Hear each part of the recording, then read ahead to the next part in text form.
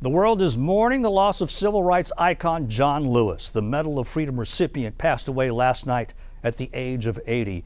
President Trump has ordered flags to fly at half-staff at the White House, the Capitol, and on all federal property, including military bases. Lewis was the youngest speaker at the 1963 March on Washington. He was also a leader of the march in Selma, Alabama, across the Edmund Pettus Bridge in 1965.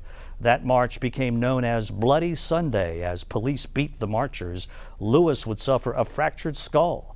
He served in Congress for decades and remained an advocate for civil rights till the end of his life. Tributes to him have been pouring in from across the country, including right here in Houston. Here's Michelle Choi.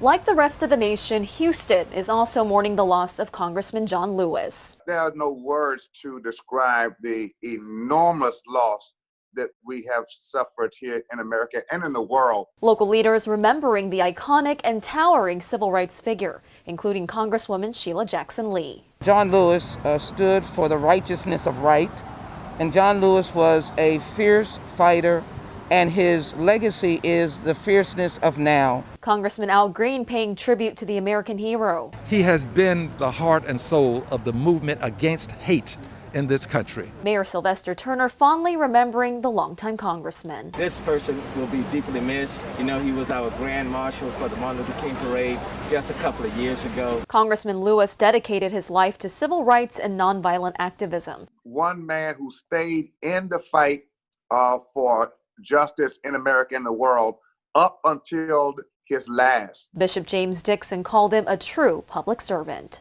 This giant of a man who had every opportunity to seek celebrity turned that down to remain a humble servant of God. Standing for Houston, Michelle Choi, KHOU 11 News.